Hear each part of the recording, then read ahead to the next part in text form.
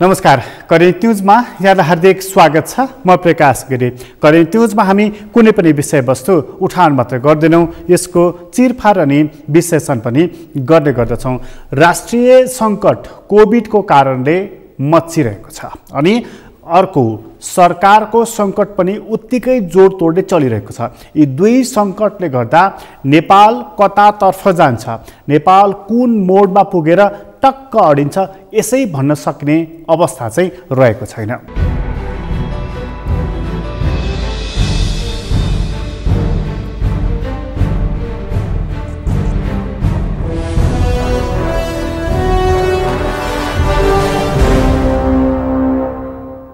कोभिडको सङ्कट अझै थामिएको छैन। मानिसहरूको मृत्यु, सङ्क्रमण र यो सँगसँगै यसले ल्याएका अन्य अप्ठ्याराहरू अहिले पनि जारी नै रहेका छन्। दोस्रो वेभमा हामी छौँ र तेस्रो वेभ पनि आउँदैछ भनेर स्वयं स्वास्थ्य मन्त्रालयले भनिरहेको छ र अन्य राष्ट्रहरूमा यसका लक्षणहरू पनि देखिएको हुनाले नेपालमा पनि यो सम्भावना नहोला भन्न सकिएन। कोभिडको सङ्क्रमण नियन्त्रण गर्नको लागि, यो सङ्कटबाट पार पाउनको लागि सरकारको मात्रै सक्रियताले सम्भव रहेनछ। यसमा सर्वपक्षीय सहमति अथवा सर्वपक्षीय सक्रियता जरुरी छ भन्ने कुरा प्रष्ट भइसकेको छ। तर सरकारकै सङ्कट चाहिँ कसरी निवारण गर्ने? भर्खर सरकारले बजेट ल्याएको छ, त्यसमा केही त्यस्ता सकारात्मक पक्षहरू पनि रहेका छन्, तर कार्यान्वयनमाथि प्रश्न उठिराखेको छ। सरकारकै सङ्कटमाथि प्रश्न उठिरहेको, सरकार कति चल्छ भन्ने कुराको बारेमा प्रश्न रहेको बेलामा बजेट आएको छ र त्यो बजेटको बारेमा पनि प्रश्न उब्जिराखेको छ।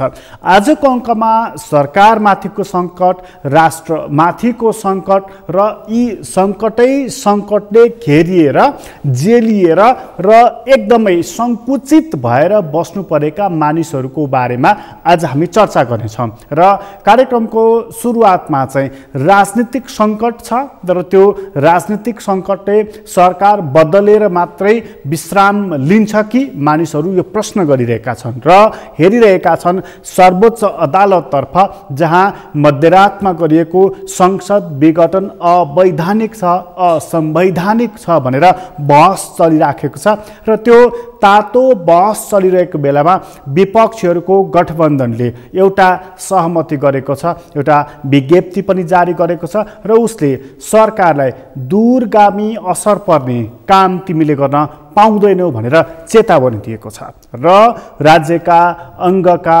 प्रमुखहरूलाई सरकारले गर्ने असंवैधानिक कामहरूमा साथ नदेऊ भनेर उसले आग्रह पनि गरेको छ। सुरुवातमा त्यो विपक्षीहरूको गठबन्धनको निर्णय हामी प्रस्तुत गर्दैछौँ।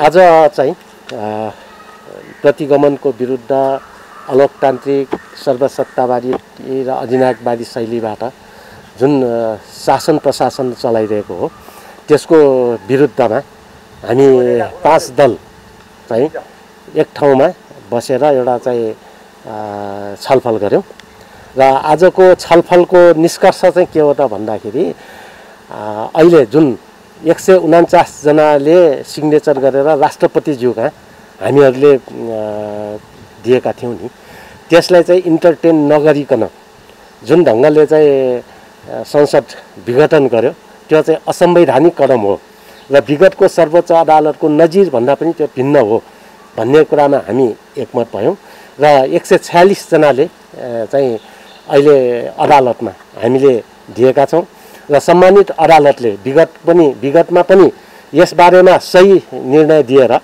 अगाडि चाहिँ आएको हो र संसद पुनर्स्थापना भएको थियो र अहिले पनि यो विगतकै नजिरको आधारमा जुन सम्माननीय प्रधान न्यायाधीशको नेतृत्वमा 5 सदस्यीय समितिबाट त्यति बेला होइन इजलासबाट जे निर्णय भएको थियो, त्यसैलाई नजिरमाथि टेकेर हेर्दा पनि यो चाहिँ अहिले अवैध र असंवैधानिक भएको हुँदाखेरि यो पुनर्स्थापना हुन्छ भन्ने कुरामा र सम्मानित सर्वोच्च अदालतले न्याय दिन्छ भन्ने कुरामा हामी विश्वस्त छौँ भन्ने एउटा कुरा हो।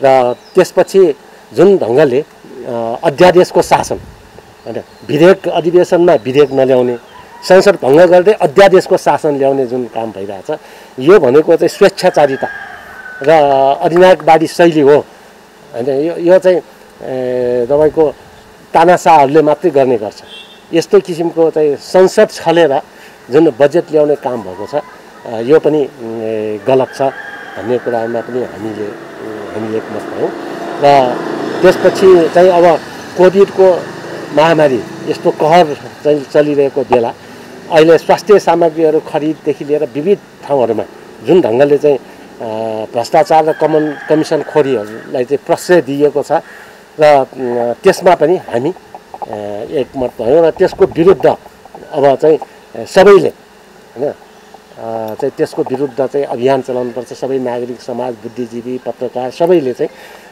यसप्रति चाहिँ ध्यानाकर्षण गराउनु भन्ने कुरामा पनि हामी एकमत भयौँ सामान्यतः अब आगामी दिनमा कसरी अगाडि बढ्ने भन्ने सन्दर्भमा 5 दल बीचको जुन सहकार्य छ यसको आधारमा चाहिँ हामीले आगामी दिनमा छलफल गर्दै अगाडि बढ्छौँ जस्तै कि यदि अदालतले संसद विघटनलाई सदर गरिदियो भने विपक्ष गठबन्धन अब कसरी अगाडि बढ्छ त त्यो नगर्ने गाउँको बाटै नसक्नु अहिले त्यो सम्भाव नै छैन अहिले चाहिँ पुनर्स्थापना नै हुन्छ र विश्वस्त हामी एकदम विश्वस्त छौँ किनभने हिजो पनि असंवैधानिक कदमलाई अदालतले सच्याएको हो अहिले पनि यो असंवैधानिक कदम छ त्यो सच्याउनुको त विकल्प छैन होइन 76 को प्रधानमन्त्री पनि केपी ओली 76 को प्रधानमन्त्री पनि केपी ओली 76 को प्रधानमन्त्री पनि केपी ओली र 76 को पनि केपी ओली त्यस्तो हुनसक्छ र कहीँ होइन तपाईँहरूले सबैले थाहा भएकै कुरा हो कि उहाँले चाहिँ जुन ढङ्गले विघटनको बेला भन्नुभयो नि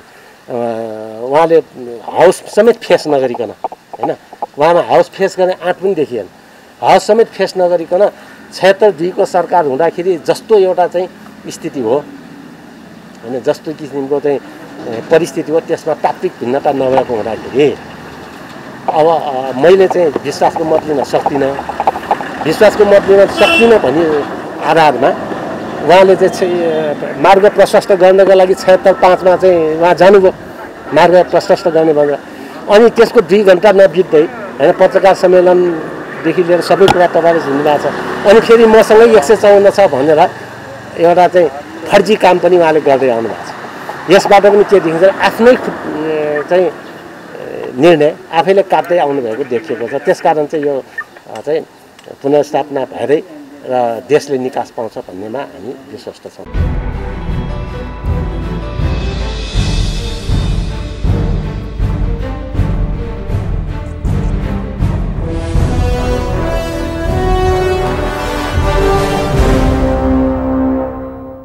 विपक्षीहरू यो सङ्कटको घडीमा एक भएका छन् र यो सङ्कटको घडीमा एक भएर राष्ट्रिय सङ्कटलाई कसरी निवारण गर्ने भन्ने बारेमा होइन सरकारलाई कसरी बहिर्गमन गर्ने र आफू कसरी स्थापित हुने भन्ने बारेमा उनीहरू एक भएका छन् 5 वटा घटकहरू एक भएका छन् र ती 5 घटकहरूले सरकारलाई चुनौतीमाथि चुनौती र चेतावनीमाथि चेतावनी दिइरहेका छन् यो चेतावनी यो चुनौती यो सबै कुराहरूले कहाँ पुगेर विश्राम लिन्छ र यसले सरकारको कुर्सी कति हल्लाइदिएको छ प्रश्न त्यहाँनिर रहेको छ केवल सरकारको कुर्सी हल्लिन्छ कि राजनीतिक व्यवस्था प्रणालीमाथि नै प्रश्न उठ्दछ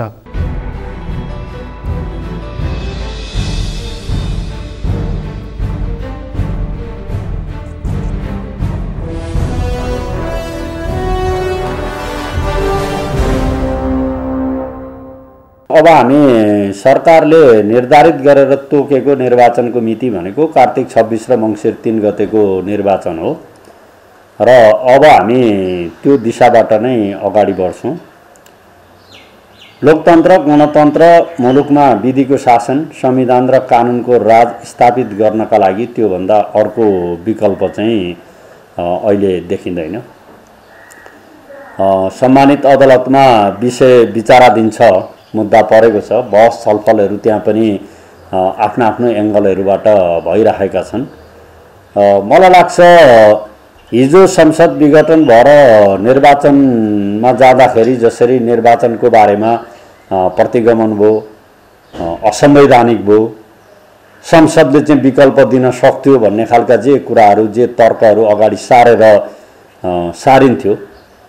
फागुन 11 गतेको फैसलापछि जेठ 11 गतेसम्म 3 महिना आउँदाखेरि त्यो संसदले न निकास दिन सक्यो, न विश्वासको मत दिन सक्यो, न अविश्वासको प्रस्ताव ल्याएर सरकार निर्माण गरेर विकल्प नै दिन सक्यो। यसले गर्दा यो खालको प्रयासहरूभन्दा ताजा जनादेशमा जानुको अर्को विकल्प छैन भन्ने कुरा नै यसको निष्कर्ष हुन सक्छ। र जहाँसम्म संविधान विधि पद्धतिका कुरा हुन्, सार्वभौम सत्ता सम्पन्न जनतामा जाने कुरा भन्दा ठुलो कानुनी र संवैधानिक अर्को इजाजत भनेको चाहिँ अरू केही रहँदैन। एउटा त्यो। दोस्रो, अहिलेको यो मुद्दाहरूको बारेमा चलेको बहसको बारेमा पनि यति मात्रै भनौँ कि अहिलेको हाम्रो सम्माननीय प्रधानमन्त्रीज्यू चाहिँ सबै धाराहरू पारा गर्दै अहिले यो चरणमा पुग्नु भएको छ।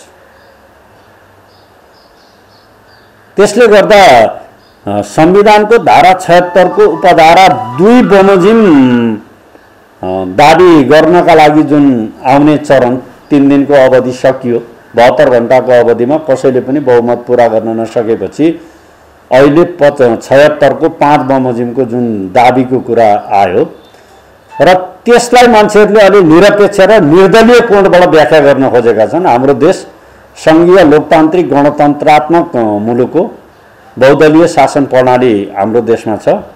यसले गर्दा दलीय शासन प्रणालीभित्र निर्दलीय आचरण र आकांक्षा अनुरूपको राजनीति फर्काउँछु भनेर जसले नेतृत्व गर्छ त्यसले अग्रगमनको कुरा गर्नु नै वास्तवमा प्रतिगमनको साधनमा चढेर अग्रगमनको कुरा गर्ने कुरा यो आफैमा विरोधाभासपूर्ण कुरा हो।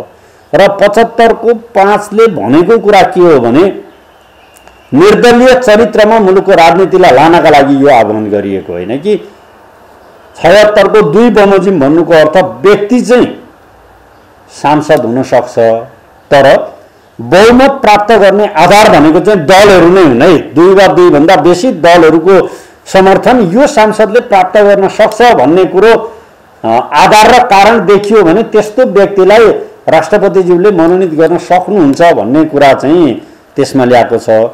बरु यो राजनीतिको चुरो कुरा के हो भने मूलत अघिल्लो राजनीतिमा नेपाली कांग्रेस त्यति संलग्न भएको थिएन। अहिले नेपाली कांग्रेस पनि यसमा संलग्न भएर अहिले झट्ट मान्छेहरूले हेर्दा चाहिँ प्रधानमन्त्री नेतृत्व गरिदिनु परेकाले कांग्रेस आयो भने जस्तो देखाउन खोजिएको छ, तर मूल कुरो त्यो होइन। यसको चुरो कुरो भनेको के हो भने आगामी आम निर्वाचनमा जसपा र नेकपा एमालेलाई विभाजनमा लानका निम्ति आफू प्रधानमन्त्री हुने शर्तमा नै यी पार्टीहरू विभाजन गर्न सकिन्छ भन्ने उद्देश्यका साथ अरू पार्टीको आन्तरिक जीवन र आन्तरिक मामलामा हात हाल्ने, भाँजो सिर्जना गर्ने र पार्टी विभाजित गर्ने मनसायका साथ नै नेपाली कांग्रेस जस्तो एउटा आफूलाई बहुदलवादी लोकतन्त्रको लागि नेतृत्व गरेर आएको छु भन्ने पार्टी घर झगडा अरूको घर झगडा गराएर यो खालको काममा लाग्ने कुरा चाहिँ एकदम गलत कुरा हो।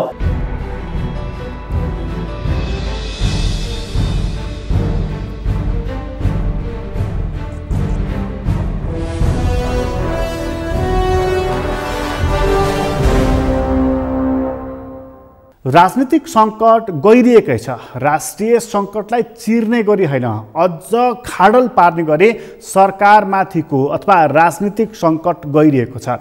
गहिरिएको राजनीतिक सङ्कटले अब कस्तो खालको परिणति ल्याउनेछ, कस्तो खालको असर पार्नेछ अबका दिनमा देखिँदै जानेछ। तर हामीले 3 वर्ष अगाडि राजनीतिक सङ्क्रमण सकियो, अब आर्थिक समृद्धि, आर्थिक विकास, रोजगारीको प्रवर्धन र देश समुन्नतिको पथमा हिँड्नेछ भनेर जुन अनुमान गरेका थियौँ मिथ्या साबित भएको छ र आज हामी पुरपुरमा हात राखेर बसेका छौँ। किनभने न यसले संसदको स्थिरता कायम गर्न सक्यो, न यसले सरकारको स्थिरता हुन सक्यो, न यसले दलहरू विभाजन गर्न हुन्न भन्ने संवैधानिक प्रावधानलाई मान्यता प्राप्त गर्यो। यी सबै कुरा खण्डित भएका छन्, यी सबै कुरा धुलिसात भएका छन् र राजनीतिक दलहरू यो मेरो आँगन हो भनेर कम्मर मर्काई मर्काई नाचिरहेका छन्, चाहे आफै किन नलडोस्। त्यस्तो खालको परिस्थितिले गर्दा राजनीतिक सङ्क्रमण निकै चोटिलो बनेको छ। यसले हाम्रो निर्णय गर्ने क्षमता पनि कतै गुमेको त होइन, अथवा निर्णय गर्ने हाम्रो क्षमता कसैले अपहरण गरेको त होइन, यो प्रश्न पनि उत्तिकै छ। यो षड्यन्त्रको राजनीतिमा विश्वास गर्नेहरूले यसलाई प्रकट रूपमा बताउन थालेका छन्। राजनीतिक सङ्कट चुलिँदा के असर पर्छ? जस्तो सरकारले भर्खर बजेट ल्याएको छ।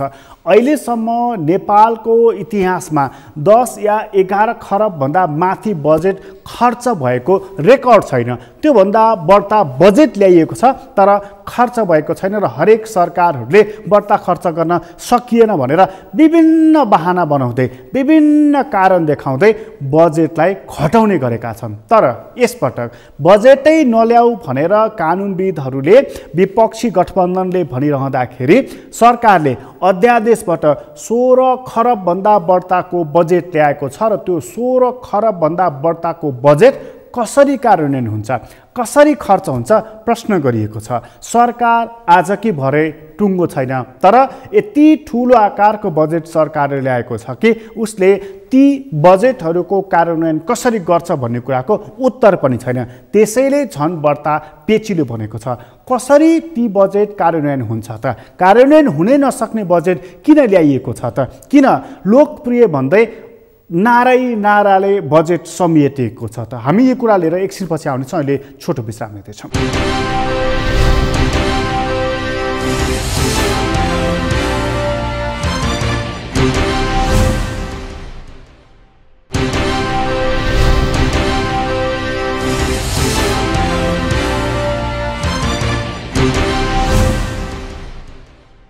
विश्रामपछि पुनः स्वागत छ। करेन्ट न्युजमा छौँ र करेन्ट न्युजमा हामी कुराकानी गर्दैछौँ। राजनीतिक सङ्कट यति चुलिएको छ कि अध्यादेशबाट बजेट ल्याउनु परेको छ। संविधान नै हेर्ने हो भनेदेखि संसदको प्रतिनिधि सभा र राष्ट्रिय सभा दुवै सदन समक्ष सरकारले बजेट पेश गर्नेछ भनेर लेखिएको छ। तर अहिले राष्ट्रिय योजना आयोगको हलबाट सरकारले बजेट ल्याएको छ अध्यादेश मार्फत। त्यसमा सांसदहरूले खर्च गर्ने रकमको कोष खारेज गरिएकोमा मानिसहरू हर्षित देखिएका छन्। यो एउटा मात्रै मुद्दा हो, तर मूल रूपमा यो बजेट कार्यान्वयन हुन सक्ला सबभन्दा ठुलो प्रश्न यो रहेको छ। सरकारको बारेमा र बजेटको बारेमा यो प्रश्न किन पनि छ भने यदि सर्वोच्च अदालतले संसदको पुनर्स्थापना गरिदियो भनेदेखि सरकार बन्ने अर्को खेल सुरु हुनेछ। यही सरकार रहनेछ वा अर्को सरकार रहनेछ,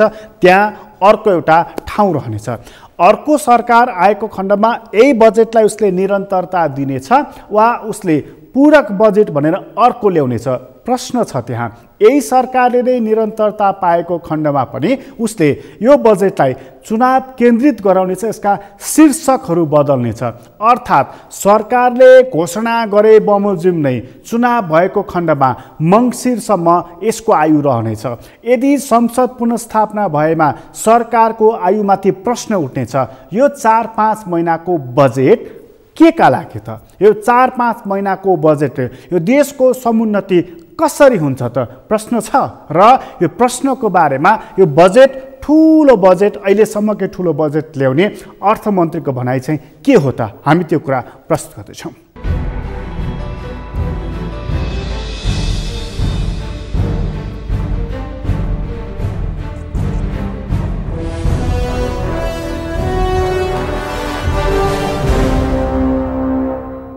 बजेट प्रस्तुत गर्ने हो भने पनि काम चलाउ बजेट प्रस्तुत गर्न पाइन्छ, समग्र बजेट प्रस्तुत गर्न पाइँदैन, पूर्ण आकारको बजेट प्रस्तुत गर्न पाइँदैन। सरकारले काम गर्ने हो भने काम चाहिँ गर्ने नै हो भने पनि काम चलाउ गर्नुपर्छ। यस प्रकारका टिप्पणीहरू पनि यस बिचमा आएका छन्। म व्यक्त विचारका प्रति फेरि पनि म सम्मान भन्न चाहन्छु र सँगसँगै म केही स्पष्ट गर्न चाहन्छु भने यो सरकारले जुन बजेट प्रस्तुत गरेको छ यो हाम्रो संवैधानिक व्यवस्था अन्तर्गतको बजेट हो। हाम्रो संविधानले जे प्रबन्ध गरेको छ तदनुकूल यो बजेट प्रस्तुत भएको छ। सरकार संविधानको सर्वोच्चताप्रति कानुनको राजप्रति पूर्ण रूपले विश्वस्त छ, प्रतिबद्ध छ। त्यस अनुरूप नै हामी संविधानको प्रबन्ध अनुरूप यो बजेट लिएर आएका छौँ। त्यस कारणले बजेटका सन्दर्भमा संवैधानिक प्रबन्ध अनुरूप भयो वा भएन भन्ने विषयमा यो कुनै दुविधा राख्नुपर्छ भन्ने मलाई लाग्दैन। संवैधानिक प्रबन्ध अनुरूप नै यो बजेट आएको छ। जब प्रतिनिधि सभा छैन, विघटित भएको छ र अर्कोतर्फ संविधानले जेठ 15 गते बजेट ल्याउनै पर्ने एउटा चाहिँ बाध्यकारी प्रबन्ध संविधानमा गरिएको छ भनेदेखि त्यस्तो बेलामा सरकारले यो बजेट प्रस्तुत गर्ने मुलुकको आर्थिक क्रियाकलापलाई संविधान सम्मत ढङ्गले नियमित गर्ने जिम्मेवारीबाट सरकार पन्छिनु हुँदैन थियो। यही मान्यताका साथमा सरकारले पूर्ण आकारको बजेट लिएर आएको हो र विभिन्न क्षेत्रका सुझावहरू टिप्पणीहरू सुन्दाखेरि मैले के पाएको छु भनेदेखि मूलतः बजेट राम्रो रहेको छ, सकारात्मक रहेको छ। यसले आजका समस्याहरू चिनेको छ, समाधानको दृष्टिकोण अघि सारेको छ, समाधानका कार्यक्रमहरू योजनाहरू प्रस्तुत गरेको छ भन्ने कोणबाटै सुझाव टिप्पणीहरू आएका छन्। एउटै मात्रै मैले टिप्पणी सुनिरहेको छु बजेटको कार्यान्वयनको प्रश्नमा। बजेटको कार्यान्वयन हुनसक्छ, बजेट राम्रो छ तर कार्यान्वयन हुनसक्छ भन्ने कोणबाट पनि टिप्पणीहरू आएका छन्। म भन्न चाहन्छु यो बजेट हामीले कार्यान्वयन गरेर देखाउँछौँ। यो कोभिड विरुद्धको लडाइँमा एउटा चाहिँ तुलनात्मक रूपले अग्रमोर्चामा रह्यौँ विगतको दिनमा पनि, आउने दिनमा पनि हाम्रो यो भूमिका अझ सशक्त, अझ प्रभावकारी हुन्छ। विशेष गरी खोपको उपलब्धताका सन्दर्भमा म यहाँलाई यो विश्वास दिलाउन चाहन्छु, जसरी हामी दक्षिण एसियामा खोपको दोस्रो प्रयोगकर्ता मुलुक भएका थियौँ, दक्षिण एसियामा खोप प्रयोग गर्ने दोस्रो मुलुक भएका थियौँ, हामीले आम खोप सुविधा उपलब्ध गराउनु पर्ने, खोप सेवा उपलब्ध गराउनु पर्ने, प्रत्येक नागरिकलाई खोप दिलाउने त्यो अभियानमा पनि हामी तुलनात्मक रूपले अग्रपङ्क्तिकै देश हुनेछौँ। म यहाँलाई यो विश्वास दिलाउन चाहन्छु। त्यही तयारीका साथमा सरकार सम्पूर्ण सामर्थ्यका साथमा नागरिकको जीवन रक्षाको विषयलाई सर्वोच्च प्राथमिकतामा राखेर जीवन रक्षाको प्रश्नभन्दा ठुलो अर्को कुनै अभियान हुन सक्दैन भन्ने जिम्मेवारी बोधका साथमा कोभिडका विरुद्धको लडाइँलाई अगाडि बढाउन प्रतिबद्ध छ। हामी रोकथाम, नियन्त्रण र उपचारको प्रश्नमा सम्पूर्ण सामर्थ्य परिचालित गर्छौँ। अर्थतन्त्रका विविध क्षेत्रहरूमा जे जस्ता समस्याहरूको सामना क्षेत्रहरूले जे जस्ता समस्याहरूको सामना गर्नु परेको छ ती प्रत्येक समस्याको समाधानका निम्ति स्पष्ट दृष्टिकोण, योजनाका साथमा, बजेट एलोकेसनका साथमा हामीहरू प्रस्तुत भएका छौँ।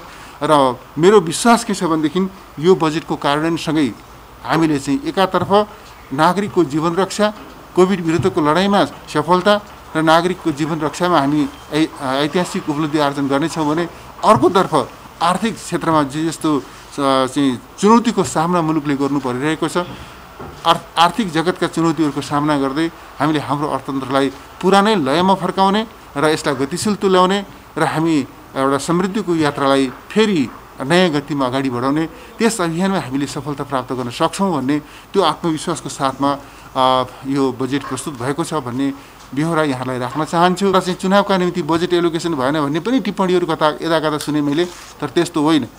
स्वाभाविक रूपमा यो हामीले खास गरिकन हाम्रो संवैधानिक प्रबन्ध अनुरूप जब प्रतिनिधि सभा विघटन भयो, संविधानको प्रबन्ध अनुरूप नयाँ सरकार गठनका निम्ति सबै सम्भावनाहरू सकिए र चाहिँ प्रतिनिधि सभा विघटन हुने परिस्थिति निर्माण भयो। प्रतिनिधि सभा विघटन भएर नयाँ निर्वाचनका निमित्त, ताजा जनादेशका निमित्त हामीले चाहिँ मिति निर्धारण गरेर अगाडि बढिसकेको अवस्था छ। यस्तो अवस्थामा हामीले चाहिँ यो खास गरिकन निर्वाचन त एउटा राष्ट्रिय अभिभावकका रूपमा हाम्रा सामने उपस्थित भएकै छ। यो निर्वाचन, आउने निर्वाचनलाई हामी स्वतन्त्र निष्पक्ष ढङ्गले सम्पन्न गर्ने कुरामा सरकारको यथेष्ट ध्यान छ। हामी त्यसका निमित्त पनि हामीले चाहिँ हाम्रो सम्पूर्ण सामर्थ्य परिचालित गर्छौँ भन्ने कुरामा म विश्वास दिलाउन चाहन्छु। र निर्वाचनका निमित्त पनि यो सरकारले यथेष्ट महत्त्व दिएको त्यस बजेटले यथेष्ट महत्त्व दिएको छ, त्यसका निम्ति आवश्यक बजेट विनियोजन गरेको छ भन्ने पनि म यहाँसँग राख्न चाहन्छु। बजेट ल्याउँदा मतदाताहरूमा के प्रभाव पर्छ त्यसतर्फ सरकारको ध्यान छैन। सरकारको ध्यान के कुरामा छ भनेदेखि सरकार हुनुको नाताले यो सरकारको जनताप्रति जवाबदेही छ, यो सरकार जनताप्रति जवाबदेही छ, जनताप्रति राष्ट्रप्रति यो सरकारको जिम्मेवारी छ। त्यो जिम्मेवारी सम्पादन गर्नका लागि, त्यो जिम्मेवारी पुरा गर्नका लागि हामीले यो बजेट लिएर आएका हौँ। त्यस कारणले जनतालाई प्रभावित गर्नका लागि होइन, जनता र राष्ट्रका प्रति यो सरकारको काँधमा जुन अभिभार छ, जुन जिम्मेवारी छ, त्यो जिम्मेवारी पुरा गर्नका निम्ति हामीले यो बजेट लिएर आएका हौँ। त्यो के छ भन्दाखेरि यो पोलिटिकल स्टेटमेन्ट कुनै पनि पोलिटिकल पार्टीका नेताहरूलाई पोलिटिकल कोणबाटै आफ्ना दृष्टिकोणहरू अघि सार्ने, समर्थन गर्ने, विरोध गर्ने, आलोचना गर्ने छुट छ। त्यसैका निम्ति त हामीले यो सङ्घीय लोकतान्त्रिक गणतन्त्रको स्थापना गरेका हौँ। त्यसैका निम्ति त हामीले त्यत्रो के भनेदेखि कुर्बानी र शहादतका साथ यो लोकतान्त्रिक प्रणाली स्थापना गरेका हौँ। त्यस कारणले राजनीतिक दलका नेताहरूले आफ्नो कोणबाट विचार व्यक्त गर्ने कुरालाई म स्वाभाविक मान्छु। तर एउटा के हो भनेदेखि कुनै वक्तव्य, केही नेताहरू कुनै ठाउँमा बसेर वक्तव्य दिएर सरकारको वैधानिकता र सरकारको निरन्तरता खण्डित हुँदैन। सरकार संवैधानिक प्रक्रियाबाट बन्छ, सरकार संवैधानिक प्रक्रियाबाट रिप्लेस हुन्छ र संवैधानिक प्रक्रियाबाट चाहिँ मात्रै चाहिँ सरकार बन्ने वा विस्थापित हुने हुन्छ। त्यस कारणले केही नेताहरू केही ठाउँमा बसेर, एक ठाउँमा बसेर केही स्टेटमेन्ट दिँदैमा यो सरकारको वैधानिकता, यो सरकारको वैधानिक हैसियत त्यो खण्डित हुँदैन, खण्डित भएको छैन भन्ने कुरा म स्पष्ट गर्न चाहन्छु।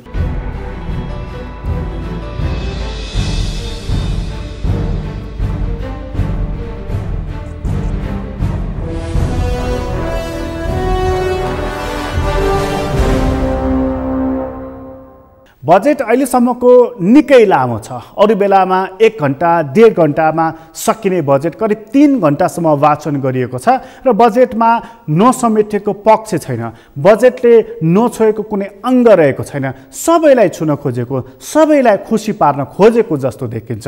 कार्यान्वयन पक्षको बारेमा प्रश्नहरू रहेका छन् र कतिपय यस्ता बुँदाहरू, यस्ता पक्षहरू पनि जोडिएका छन् जो वर्षौँदेखि, दशकौँदेखि बजेटमा समावेश भएका छन्। कर्मकाण्ड पनि यसले पुरा गरेको छ।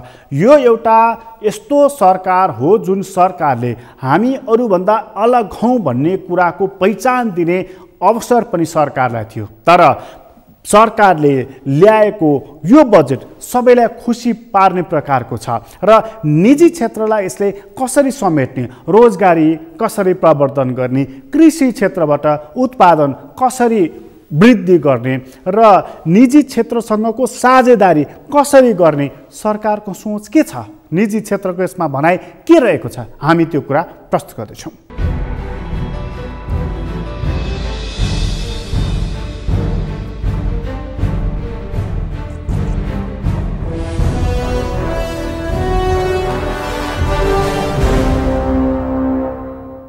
बृहत बजेट आएको छ। यो विशेष परिस्थितिमा आएको बजेट हामीले यति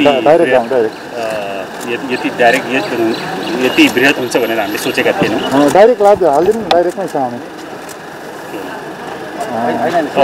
अनि खास गरेर अहिलेसम्म सुन्दाखेरि जुन निजी क्षेत्रको मुख्य डिमान्डहरू जुन थिए, खास गरेर उद्योगको लागि कस्ट घटाउने कुराहरू जुन हामीले राखेका थियौँ, त्यो कुराहरू एड्रेस भएको छ जस्तो पनि लाग्छ। हामीले स्टार्टअप्स र साना र मझौला औद्योगिक व्यवसायहरूलाई प्रोजेक्ट फाइनेन्सिङको कुरा एकदम जोरदार तरिकाले उठाएका थियौँ। त्यो पनि माननीय मन्त्रीज्यूले त्यसलाई पनि भन्नुभएको छ कि प्रोजेक्ट नि फाइनेन्स ढिलो राखेर स्टार्टअपले मा फाइनेन्स उपलब्ध हुनसक्छ भन्ने कुरा, यो चाहिँ एकदम सकारात्मक रहेको छ। केही अझ हुन त अब अहिले हामी त्यति डिप गइसकेका छैनौँ, किनभने यो सिद्धिसकेपछि अब यसलाई हामी बृहत रूपमा स्टडी गर्छौँ। तर अहिलेसम्म जति पनि कुराहरू हामीले सुनेका छौँ त्यस्तै यो निजी क्षेत्र फ्रेन्डली, उद्योग फ्रेन्डली, लगानीलाई अझ पनि प्रोत्साहन गर्ने जस्तो बजेट आएको छ। केही साना कुराहरू जुन मलाई एकदमै उत्साहित गरेको छ, हामीले त्यो डिजलमा भ्याट रिफन्ड नहुने पहिला जुन एउटा पछिल्लो बजेटमा आएको थियो, त्यो भ्याटको सिद्धान्त विरुद्ध पनि थियो भन्ने कुराहरू हामीले राखेका थियौँ। हामीले यसको लागि पनि आफ्नो आवाज उठाएका थियौँ। मलाई लाग्छ सबै संस्थाहरूले यसको कुरा गरेका थिए र यसपालिको बजेटमा त्यो फेरि पहिला जस्तै अब भ्याटमा पनि क्रेडिट लिन पाउनै सक्ने, त्यसले गर्दाखेरि उद्योगको लागि एउटा राम्रो प्रोत्साहन पनि हुनेछ। अन्य जुन पूर्वाधारहरूको पनि कुराहरू जुन आएको छ, खास गरेर विराटनगर जुन हाम्रो एकीकृत भन्सार जुन छ त्यसमा रेलमा अगर यही वर्ष जोडिने कुरा एकदम सकारात्मक रहेको छ। काठमाडौँको पनि आइसिडी स्टार्ट हुने र यही वर्ष सञ्चालन हुने कुरा एकदमै पोजिटिभ रहेको छ र समग्रमा मलाई लाग्छ विद्युत कन्जम्सन बढाउने पनि जुन नीतिहरू आएको छ, खास गरेर बिजुलीबाट चल्ने गाडी र अन्य पनि विद्युतीय सामग्रीहरूको जुन भन्सार घटेको छ, यसले पक्कै पनि कस्ट घटाउँछ र यसले चाहिँ राम्रो कन्जम्सन, बिजुलीको कन्जम्सन बढाउँछ जस्तो मलाई लाग्छ। समग्रमा चाहिँ बजेटलाई चाहिँ तपाईँले अहिलेसम्म के ऐतिहासिक भन्नुभएको हो? त्यस्तो त अलिकति हामी डिप स्टडी गरिसकेपछि हामी भन्छौँ, तर अहिलेसम्म मैले मान्य मन्त्रीज्यूको जुन बजेट भाषण सुन्दाखेरि एकदमै पोजिटिभ र निजी क्षेत्र फ्रेन्डली, इन्भेस्टमेन्ट फ्रेन्डली, उद्योग फ्रेन्डली बजेट जस्तो देखिएको छ। हुन त यसमा आधिकारिक धारणा हामी यसलाई अलिकति डिप स्टडी गरेर भोलिसम्म या भोलि या पर्सिसम्म हामी राख्नेछौँ, तर अहिलेसम्म जुन पनि कुरा हामीले सुनेका छौँ त्यसले हामी उत्साहित भयौँ।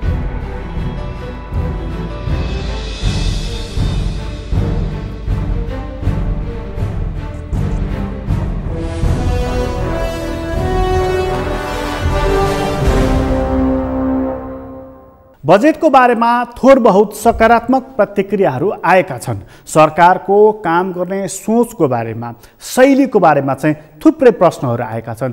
साह्रै राम्रो लेखिएको छ। कार्यान्वयन असाध्यै नराम्रो हुने हो कि मानिसहरूले प्रश्न गरिरहेका छन्। यसभन्दा अगाडि पनि बजेट यस्तै प्रकारको सुन्दर अक्षरहरू समेटेर तयार पारिएको हुने थियो। यसपटक पनि त्यसै गरी सुन्दर अक्षरहरूको खात राखिएको छ। कार्यान्वयन पक्ष कति सबल हुनेछ?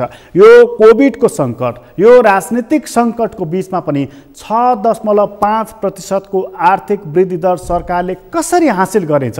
प्रश्न त्यहाँनिर पनि उभिएको छ। अहिले जसरी व्यापार घाटा छ, अहिले जसरी राष्ट्रको ऋण छ, हरेक व्यक्तिको थाप्लोमा 52,000 भन्दा बढ्ता, यो 3 वर्षको बिचमा जसरी दोब्बर भयो राष्ट्रको ऋण, जसरी वृद्धि भयो व्यापार घाटा, जसरी वृद्धि भएर रोजगारी, जसरी वृद्धि भएन उद्योग धन्दा कल कारखाना, यसलाई चिर्ने कसरी? बजेटले के भनेको छ? सरकारले कृषिलाई प्राथमिकता दिने भनेको छ, तर कृषिको उपार्जन गर्नको लागि आवश्यक पर्ने रासायनिक मलकै कुरा गरौँ, त्यसलाई प्रत्याभूत गर्ने अथवा त्यसलाई समयमै आपूर्ति गर्ने संयन्त्र के छ? जसरी अघिल्ला बजेटहरूमा भनिने गरिन्थ्यो कि 3 वर्षभित्र रासायनिक मल कारखाना स्थापना गरिनेछ, यसपटक पनि त्यही वाक्य दोहोऱ्याएर परिएको छ। यो वाक्य किन दोहोरिरहन्छ? पञ्चायतकालदेखि आजसम्म राजाको पालामा पनि यही वक्तव्य, अहिले केपी ओलीको पालामा पनि यही वक्तव्य। यसको खास कारण के हो त? प्रश्न यसकारण गरिएको। त्यसैले बजेटको कार्यान्वयनमाथि प्रश्न उठेको छ। कार्यान्वयन भए बजेट सफल भयो भनिनेछ, असफल भए यो के एउटा सुन्दर निबन्धको रूपमा सीमित हुनेछ। करेन्ट न्युज अहिलेलाई यति नै। करेन्ट न्युजबाट म प्रकाश गिरीलाई बिदा दिनुहोस्। सगरमाथा टेलिभिजन हेर्दै गर्नुहोला। नमस्कार।